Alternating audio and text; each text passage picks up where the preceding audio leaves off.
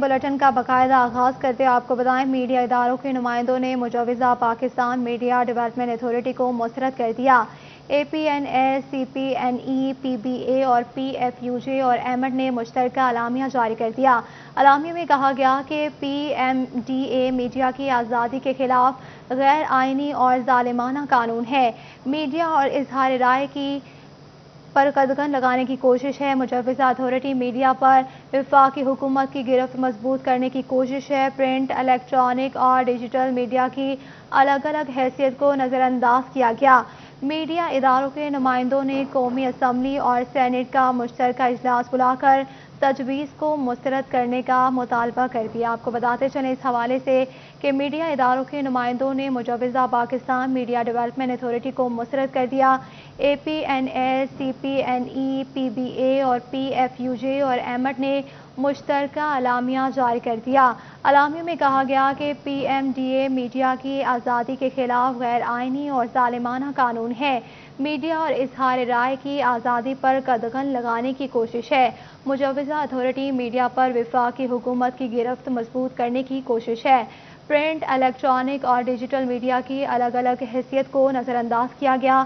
Media اداروں کے نمائندوں نے قومی اسمبلی اور سینیٹ کا مشترکہ اجلاس بلا کر تجویز کو مسترد کرنے کا مطالبہ کر دیا۔ اس پر بات کریں گے بیورو چیف فیصل آباد ظفر ڈوگر صاحب سے۔ جی ظفر صاحب، بتائے گا صحافت کو ریاست کا چوتھا ستون کہا جاتا ہے، صحافت کا گلا گھونٹنے کی کوشش کی جائے گی تو کہ یہ کوئی جمہوری رویہ نہیں ہے، کیا کہیں گے آپ؟ جی بالکل درست کہا آپ نے، اور جمہوری رویہ تو بالکل نہیں ہے۔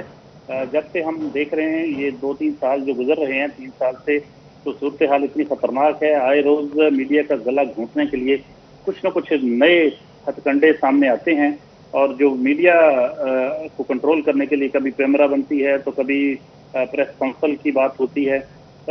حالانکہ پریس جو ہے یا میڈیا ہے، اس کی آزادی اور اس کی خود میڈیا کا اپنا رویہ بہت ایک ذمہ دارانہ ہوتا ہے، کیونکہ میڈیا ہمیشہ جو ملکی قوانین ہے ان کا احترام کرتے ہوئے اپنی ذمہ داریوں کو، اپنے ضابطۂ اخلاق، میڈیا کا جو اپنا کوڈ آف کنڈکٹ ہے اس کو فالو کرتے ہوئے اپنی ذمہ داریاں ادا کرتا ہے۔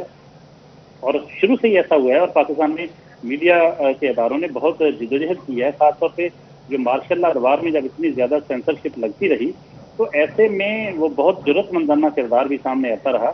اور اب بھی صورتحال یہ ہے کہ میڈیا اسٹرگل کر رہا ہے، فائٹ کر رہا ہے جمہوری اور سویلین لبرٹیز کے لیے، جمہوری آزادیوں کے لیے، ڈیموکریسی کے لیے۔ اوپر سے جو میڈیا اداروں پر ابھی پہلے پیمرا کے بعد اب یہ پیمڈا آ گئی ہے، پاکستان میڈیا ڈیولپمنٹ اتھارٹی، اس میں میڈیا کی ڈیولپمنٹ نام کی کسی قسم کی کوئی چیز نظر نہیں آ رہی، بلکہ یہ جمہوری آزادیوں کو سلب کرنے کی کوشش ہے۔ جو پریس فریڈم جس کی اجازت پاکستان دیتا ہے، گارنٹی کرتا ہے، اس کو سلب کرنے کی کوشش ہے۔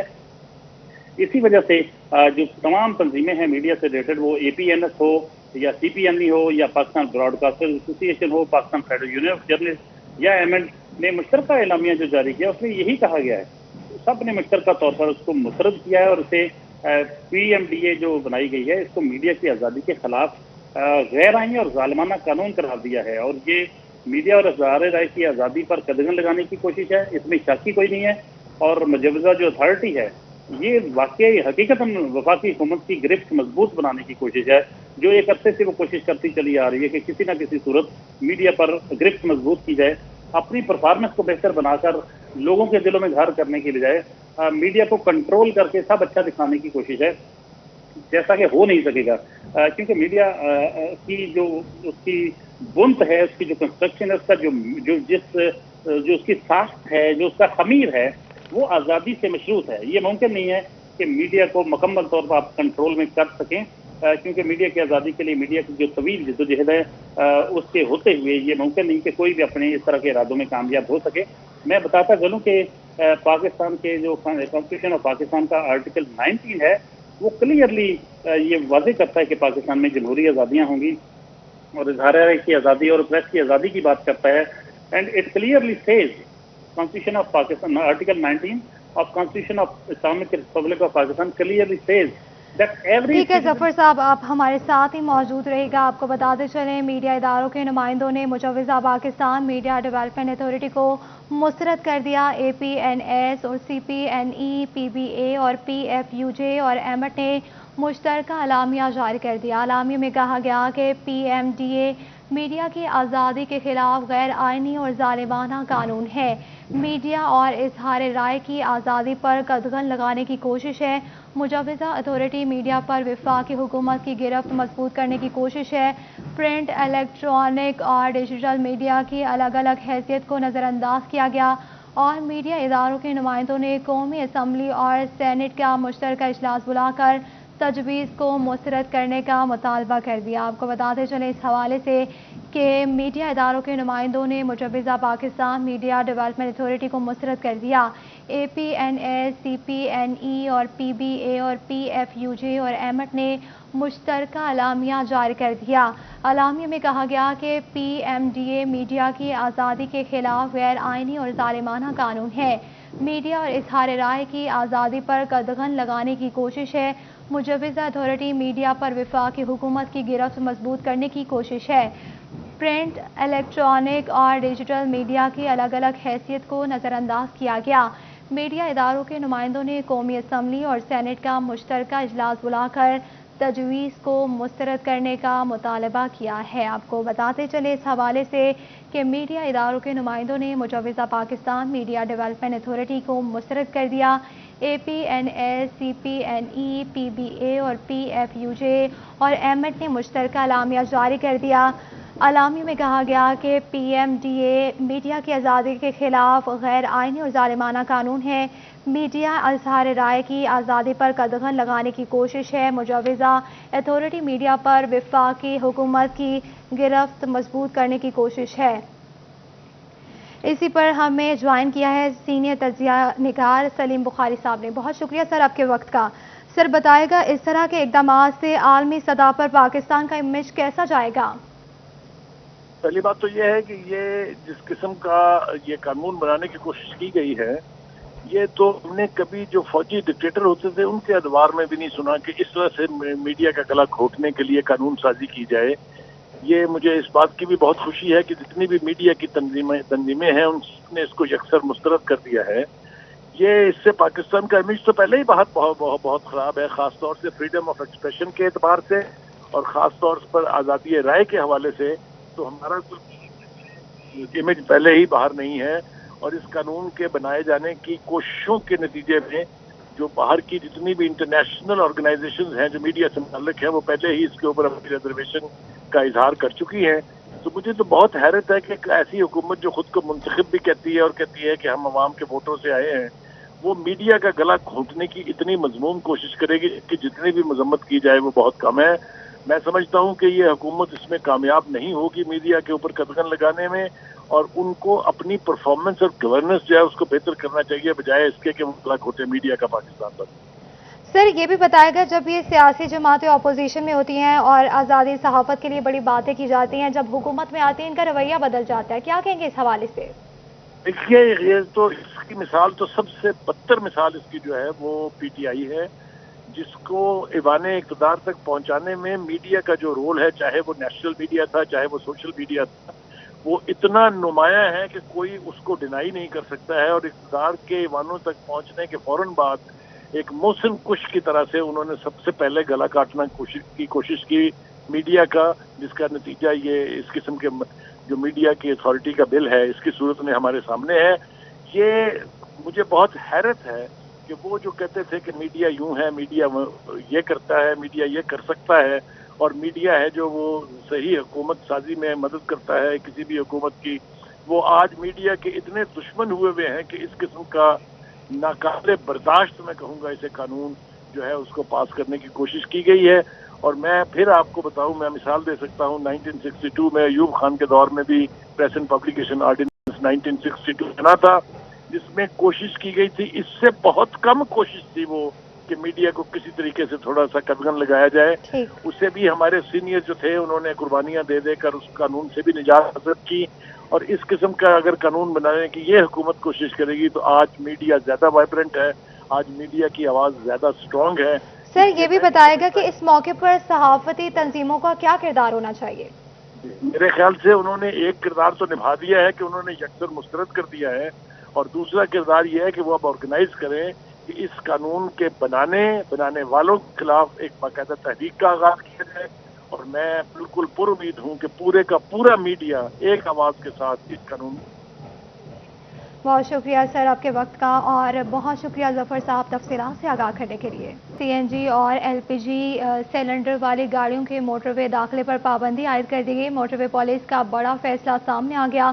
سلنڈر نہ اتارنے پر کارروائی ہوگی. 1 ہفتے کی وارننگ کے بعد سخت ایکشن لیا جائے گا. آپ کو بتاتے چلیں اس حوالے سے سی این جی اور ایل پی جی سلنڈر والی گاڑیوں کے موٹر وے داخلے پر پابندی عائد کر دی گئی. موٹر وے پولیس کا بڑا فیصلہ سامنے آ گیا. مزید تفصیلات جانیں گے وکاس بیگ سے. جی وکاس بتائے گا.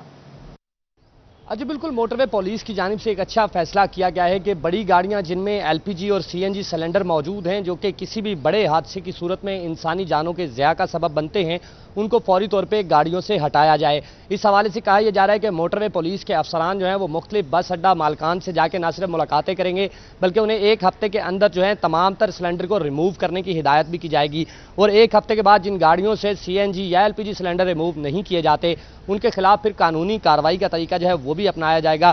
موٹر وے پولیس سے ایس پی او ہمارے ساتھ موجود ہیں، ہم ان سے پوچھتے ہیں. حمید اللہ صاحب بتائیے گا کہ اس فیصلے کی روشنی میں کیا سمجھتے ہیں کہ یہ کیسا فیصلہ رہے گا، اور بس اڈہ مالکان کو کس طرح سے یہ سمجھایا جائے گا کہ وہ اپنی گاڑیوں سے یہ خطرناک سلنڈر جو ہے ان کو ریموو کریں؟ بسم اللہ الرحمن الرحیم. پاکستان میں ایل پی جی اور سی این جی سلنڈر جو کہ پی ایس ویز گاڑیوں میں نصب کیے گئے ہیں، ان کے پھٹنے کی وجہ سے آئے روز حادثات ہو رہے ہیں، انسانی جانوں کا نقصان ہو رہا ہے. میں سٹی 41 کے توسط سے تمام سی این جی فٹیڈ گاڑیوں کے مالکان اور اڈہ مینیجرز کو یہ پیغام دینا چاہتا ہوں کہ 1 ہفتے کا موٹر وے پولیس کے افسران نے ایک بریفنگ سیشن شروع کیا ہوا ہے کہ ان کو ہٹایا جائے اور انسانی جانوں کو ضیاع سے بچایا جائے. ہمارے افسران تمام اڈہ جات پہ جا رہے ہیں اور مالکان کو یہ بریفنگ دے رہے ہیں کہ یہ سی این جی سلنڈرز جو ہیں یہ بڑے خطرناک ہیں، ان کو فی الفور ریموو کیا جائے. 1 ہفتے کا ٹائم ہے. اگر 1 ہفتے کے اندر یہ گاڑیوں سے ریموو نہیں ہوئی تو موٹر وے پولیس اپنے افسران بالا کے احکامات کے مطابق انفورسمنٹ بھی کرے گی، ان گاڑیوں کو ڈیٹین بھی کرے گی، اور ان گاڑیوں کا موٹر وے پہ داخلہ جو ہے اس کو بھی بند کیا جا سکتا ہے. بالکل جی، جیسا آپ نے سنا کہ موٹر وے پہ ان گاڑیوں کا داخلہ بھی بند کیا جا سکتا ہے. سی این جی سلنڈر کو ہٹانے کا فیصلہ کر لیا گیا. بہت شکریہ وکاس بیگ تفصیلات سے آگاہ کرنے کے لیے. فنڈز بڑھے، وسائل بڑھے، مگر پولیس کی کارکردگی نیچے سے نیچے. فیصل آباد میں سنگین جرائم میں کمی کی بجائے گزشتہ سال کی نسبت 15% اضافہ ہوا. مزید تفصیلات جانیں گے طیب مقبول سے. جی طیب بتائے گا. جی بالکل، فیصل آباد پولیس کو زائد فنڈز اور جدید ٹیکنالوجی فراہم کرنے کے باوجود پولیس کی جانب سے ڈکیتی، راہزنی اور چوری کی وارداتیں روکنے میں تفتیشی افسران اور اہلکار ناکام نظر آ رہے ہیں. فیصل آباد پولیس کو جدید گاڑیاں بھی دی گئی ہیں، جدید وسائل، اور ان کا فنڈز بھی بڑھا دیا گیا ہے، مگر اس کے باوجود جرائم کم ہونے کی بجائے جرائم بڑھنا شروع ہو گیا ہے. اور فیصل آباد میں رواں سال کے جو 7 ماہ اور 8 دن ہیں، اس کے دوران گزشتہ سال کی نسبت سنگین وارداتوں میں 15% اضافہ رپورٹ ہوا ہے. فیصل آباد پولیس کے اعداد و شمار کے مطابق گزشتہ سال کے نسبت قتل کی 19 وارداتیں زائد ہوئیں، جبکہ زیادتی کی 32، بتہ خوری کی 23 وارداتیں، ڈکیتی کی 27، راہزنی کی 39 وارداتیں اور موٹر سائیکل چھیننے کی 101 وارداتیں زائد رپورٹ ہوئی ہیں. اسی طرح موٹر سائیکل کے علاوہ گاڑیاں اور دیگر جو بھی وہیکلز ہیں ان کے چھیننے کی 81 وارداتیں زائد گزشتہ سال کی نسبت رپورٹ ہوئی ہیں، جبکہ اسٹریٹ کرائم کی بھی 54 وارداتیں گزشتہ سال کی نسبت رواں سال زائد رپورٹ ہوئی ہیں، جبکہ موٹر سائیکل، کار، بسیں. جی ٹھیک ہے، بہت شکریہ تفصیلات سے آگاہ کرنے کے لیے.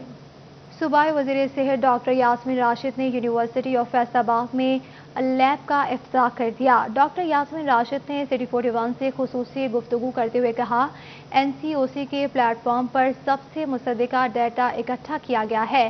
مزید تفصیلات جانیں گے اپنے نمائندہ جہانگیر اشرف سے. جی جہانگیر بتائے گا.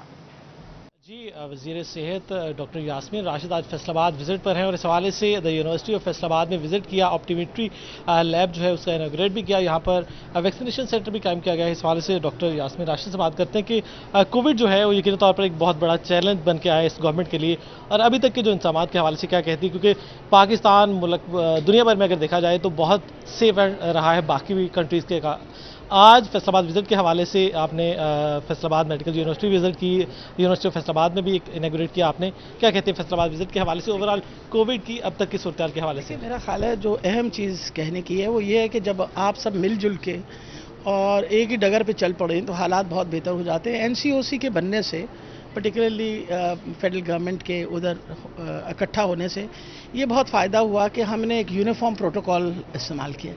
اب مقصد یہ تھا بجائے یہ کہ ہم علیحدہ علیحدہ اپنی کوئی سوچ کے مطابق چلتے، ہم ایک ہی سوچ کے مطابق چلے اور اس کا بہت فائدہ ہوا۔ اب جیسے جب آپ اجتماعی سوچ کے ساتھ ہم نے ڈیسائیڈ کیا کہ جی ہم نے جو لاک ڈاؤنز کرنے ہیں وہ اسمارٹ لاک ڈاؤنز کرنے ہیں، اس کا فائدہ یہ ہوا کہ ہماری اکانومی میں اتنا بڑا اثر نہیں ہوا جس طرح باقی ملکوں کے اندر ہوا، اور الحمدللہ ڈیٹا جو ہے نا وہ سب سے امپورٹنٹ چیز ہوتی ہے، اور اس وقت سب سے بڑا ڈیٹا بینک جو ہے وہ اس وقت NCOC کے پاس ہے۔ ان کو ایگزیکٹلی پتہ ہے کتنے لوگوں میں انفیکشن ہوئی ہے، کتنے لوگ انتقال کر گئے ہیں، کتنے لوگ جن کو ویکسین لگی ہے ان کو دوبارہ انفیکشن ہوئی ہے۔ یہ ساری چیزوں کے بارے میں جب آپ کے پاس اطلاع ہو تو آپ جو پالیسی بناتے ہیں وہ ہمیشہ جامع ہوتی ہے، اور اسی کا فائدہ آج الحمدللہ باقی ملکوں کے مقابلے میں اس وقت کووڈ میں حالات بہت بہتر ہیں۔ اور اس میں ایک بہت اہم چیز ہے کہ نجی ہسپتال جو ہیں انہوں نے بھی اپنا بہت اہم کردار پلے کیا، صرف سرکار کے ہسپتال نہیں، نجی ہسپتالوں نے بھی اپنا حصہ ڈالا، اور اسی کی وجہ سے آج شکر ہے خدا کا کہ ہم کافی حد تک اس وبا پہ کنٹرول پا لیا۔ اچھا، ویکسینیشن کے حوالے سے ایک تو ہمارا سوشل میڈیا جو ہے اس پر بہت زیادہ فیک نیوز فلوٹ کرتی ہے، اور اس وجہ سے بہت زیادہ لوگ ڈر کے، سہم کے، یا اس سے وہ اوائڈ کرتے ہیں کہ ویکسینیشن نہ کروائی جائے۔ گورنمنٹ کی طرف سے جو ملازمین تھے ان پر تو لازم کیا گیا، اس کے بعد پرائیویٹ سیکٹر پر بھی سختی کی جا رہی ہے ہر جگہ پہ۔ ویکسینیشن کے حوالے سے جو عوام کے تحفظات ہیں اس حوالے سے کیا میسج دینا چاہتی ہیں، اور کیا زبردستی ویکسین لگوانی چاہیے؟ میرا خیال ہے سب سے بڑا اگزامپل تو یہ ہے کہ سندھ والوں نے کہا یا کراچی والوں نے کہا سم بند کر دیں گے، انہیں اپنی جان کی فکر نہیں تھی، سم بند ہونے کی فکر تھی کہ ہمارے فون نہ بند ہو جائیں۔ ساری دنیا نے جا کے ویکسین لگوا لی۔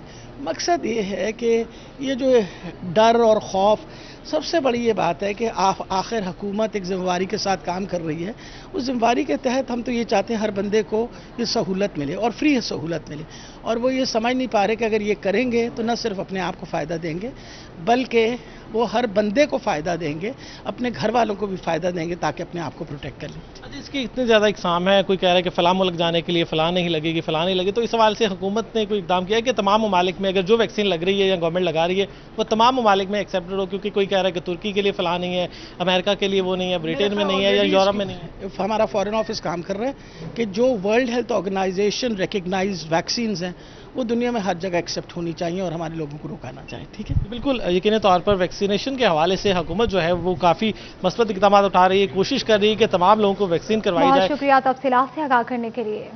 فیصل آباد اوورسیز پاکستانیوں کے مسائل ترجیحی بنیادوں پر حل کریں گے۔ Chairman overseas Pakistani commission Mirza Asghar نے سائلین کی شکایات سنی۔ چیئرمین کہتے ہیں کہ محکموں کی کوئی کوتاہی برداشت نہیں ہوگی۔ مزید تفصیلات جانیں گے رمضان مرزا سے۔ جی رمضان بتائے گا۔ جی بالکل، اوورسیز پاکستانیوں کے مسائل سننے کے لیے آج district chairman overseas commission Mirza Asghar کی صدارت میں اجلاس منعقد ہوا، اور اس موقع پر ڈپٹی کمشنر محمد علی بھی موجود تھے۔ فیصل آباد سے تعلق رکھنے والے تارکین وطن کے مسائل سنے گئے اور ان کے ازالے کے لیے متعلقہ محکموں کو نہ صرف ہدایت کی گئی بلکہ اس کے ساتھ ساتھ اس موقع پر جو ضروری کاغذی کارروائی تھی وہ بھی کی گئی۔ اس موقع پر سٹی 41 سے بات کرتے ہوئے مرزا اصغر کا کہنا تھا اس بات کو یقینی بنا رہے ہیں کہ تمام متعلقہ محکموں سے بر وقت جو ہے ان مسائل کو جو ہے وہ ترجیحی بنیادوں پر حل کیا جائے۔ ان کا کہنا تھا تارکین وطن کے مسائل جو ہیں وہ نہ صرف جائیداد سے متعلقہ ہیں بلکہ اس کے ساتھ ساتھ روپے پیسے کے لین دین سے متعلقہ ہیں۔ اوورسیز پاکستانیوں کے مسائل حل کیے جائیں گے۔ بہت شکریہ رمضان تفصیلات سے آگاہ کرنے کے لیے۔ جنگ یوم عاشورہ تک کی تمام مجالس اور جلوس کے لیے سیکیورٹی پلان ترتیب دے دیا گیا۔ مزید تفصیلات جانیں گے بیورو چیف طیب سیف سے۔ جی طیب بتائے گا۔ محرم الحرام شروع ہو چکا ہے اور ہر گزرتے دن کے ساتھ ساتھ مجالس کی تعداد میں بھی اضافہ ہو رہا ہے اور جو جلوس ہیں ان کے نکلنے کی شرح میں بھی اضافہ ہو رہا ہے۔ اس حوالے سے اگر ہم بات کرتے ہیں جہاں پر ضلع انتظامیہ اپنی تمام تر کارروائیاں کر رہی ہوتی ہے، ارینجمنٹس کر رہے ہوتے ہیں، وہیں پر جو سب سے اہم پہلو ہوتا ہے وہ سیکیورٹی کا ہوتا ہے، اور ڈسٹرکٹ پولیس اس حوالے سے اپنے تمام تر انتظامات اب تک مکمل کر چکی ہے اور باقاعدہ طور پہ جو سیکیورٹی ہے وہ اس کی بھی ڈپلائمنٹ ہو چکی ہے۔ ڈی پی ایس ہمارے ساتھ موجود ہیں، ان سے بات کرتے ہیں۔ سر بتائیے گا کہ کل کتنی مجالس ہوں گی ہمارے پاس عاشورہ کے دن تک، اور اس کا سیکیورٹی پلان ہم نے کیا مرتب کیا ہے، اس حوالے سے بتائیے۔ बिस्मिल्लाहिर्रहमानिर्रहीम। जी टोटल हमारे पास डिस्ट्रिक्ट जांग में 1902 मजालिस हैं और 492 जुलूस हैं जो पहले अशरा में होंगे। इस हवाले से एक तो हम प्री मुहर्रम अरेंजमेंट्स करते हैं, मीटिंग्स करते हैं अमन कमेटीज़ के साथ, लाइसेंस होल्डर के साथ, ताजरों के साथ, तो एक वो हमारा सारा कंप्लीट हो चुका है। फिर हम अपना सिक्योरिटी प्लान इशू कर चुके हैं। इंशाल्लाह ताला हम 3 लेयर सिक्योरिटी प्रोवाइड कर रहे हैं इस सारे प्रोग्राम्स में, और साथ साथ हम सिक्योरिटी सर्विलेंस जो है वो बड़ी इंपॉर्टेंट है, जिसमें हम ड्रोन कैमरास का इस्तेमाल कर रहे हैं। CCTV कैमरास हमारे लाइव होते हैं, उसके अलावा walk through gets, metal detectors, तो एक पूरा हमने कंप्रीहेंसिव सिक्योरिटी प्लान इशू किया हुआ है। हम इस पर इंशाल्लाह ताला भरपूर अपने सिक्योरिटी प्लान इशू किया है। बहुत शुक्रिया तैयब तफसीलात से आगाह करने के लिए। हर स्कूल में स्पोर्ट्स सरगर्मियाँ लाजिम करार, मगर फैसलाबाद में मुमकिन कैसे होगा? अक्सर सरकारी स्कूल में ग्राउंड्स ही मौजूद नहीं। मज़ीद तफसीलात जानेंगे जहांगीर अशरफ से। जी जहांगीर बताएगा। जी, हुकूमत की तरफ से ऐलान किया गया है और ये हुक्म दिया गया है तमाम स्कूल्स को कि वो स्पोर्ट्स का पीरियड शामिल करें और इस हवाले से स्टूडेंट जो हैं उनको स्पोर्ट्स की सरगर्मियों में राग़ब करें। लेकिन फैसलाबाद में ये अलमिया है कि बहुत ज़्यादा तादाद में स्कूल ऐसे हैं जहाँ पर स्पोर्ट्स ग्राउंड मौजूद नहीं है, तो वहाँ पर किन मुश्किलात का सामना होगा, क्योंकि ग्राउंड ना होने से किस तरह से स्पोर्ट्स सरगर्मियाँ करवाई जाएंगी, किस तरह से बच्चों को खेलों की तरफ राग़ब किया जाएगा, ये एक सवालिया निशान भी है और यकीनी तौर पर असातिज़ा के लिए चैलेंज भी है, क्योंकि हुकूमत की तरफ से तो हुक्मनामा दे दिया गया। स्टूडेंट्स हमारे साथ मौजूद हैं एक ऐसे ही स्कूल के जहां पर स्पोर्ट्स ग्राउंड मौजूद नहीं है। उनसे बात करते हैं कि अगर स्पोर्ट में जाना वो चाहें लेकिन उनके स्कूल में स्पोर्ट्स ग्राउंड नहीं हो तो वो क्या करेंगी और किस तरह से अपने स्पोर्ट्स की एक्टिविटीज़ में पार्टिसिपेट करेंगी।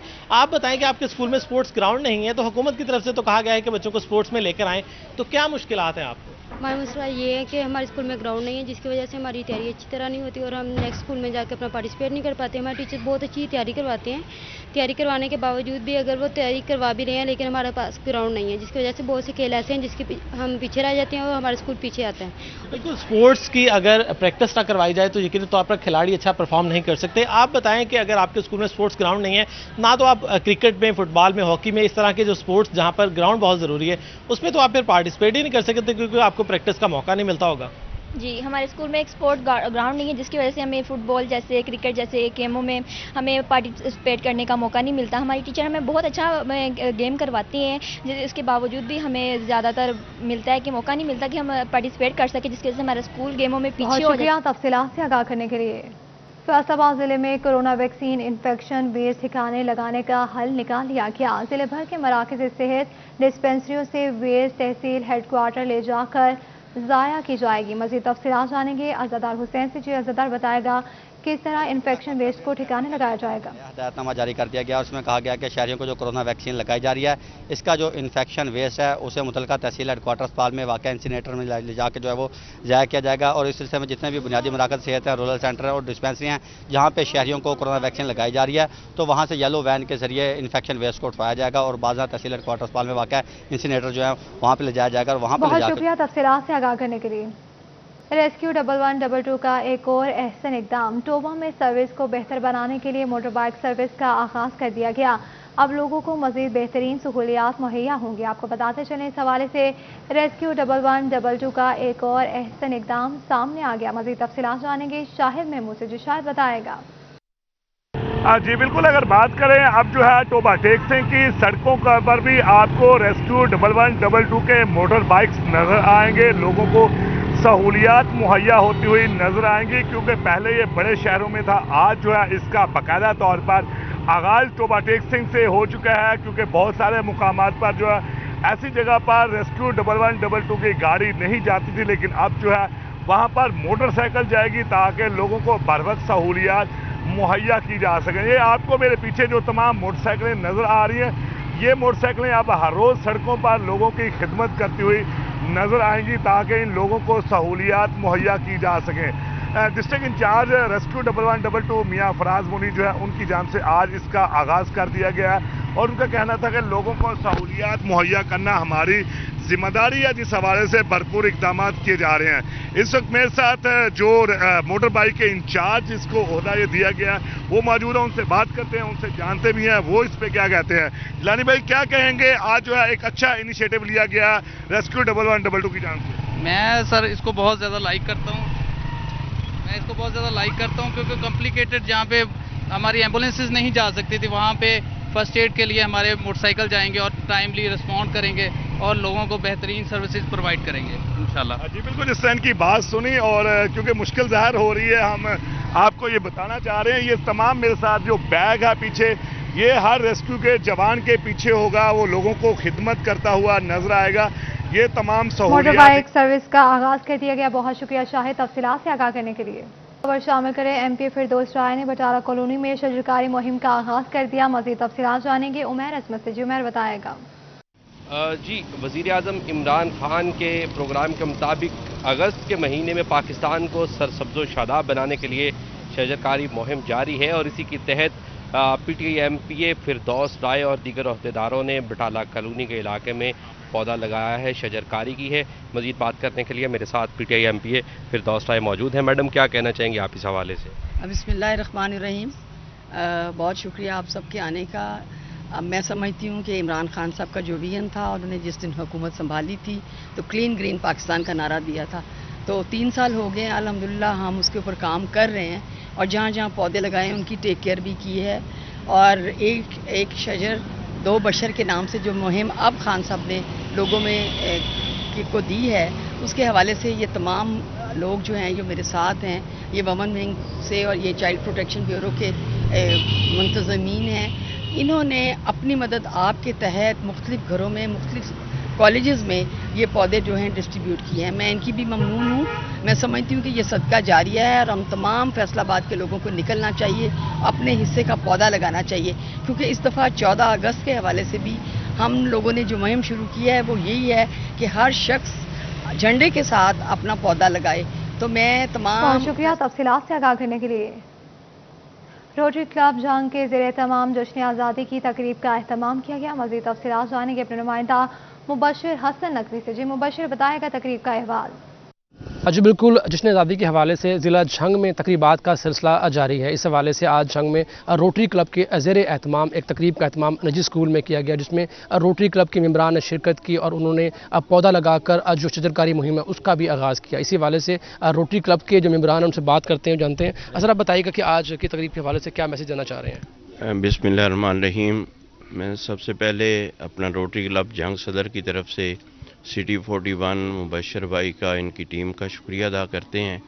تو آج سے ہم جہاں اپنی انڈیپینڈنس ڈے سیلیبریشن کے حوالے سے پروگرام کر رہے ہیں 14 اگست کے حوالے سے، وہیں ہم اپنی پلانٹیشن ڈرائیو کا آغاز بھی کر رہے ہیں، اور انشاءاللہ ہم یہاں گرین اینڈ کلین پاکستان کے حوالے سے، گرین اینڈ کلین جھنگ کے حوالے سے 5000 پودے انشاءاللہ لگانے کا ارادہ رکھتے ہیں، اور آج اس پروگرام کا آغاز کیا جا رہا ہے۔ اور اس کے لیے ہماری ڈسٹرکٹ گورنمنٹ کے ساتھ یہ جو ہماری ریلوے کراسنگ ہے فیصل آباد روڈ سے ٹوبا روڈ تک، اس کے ساتھ بھی، اور انشاءاللہ گوجرا روڈ پہ۔ بہت شکریہ تفصیلات سے آگاہ کرنے کے لیے۔ نیوز اسٹوڈیو سے فی الوقت اتنا۔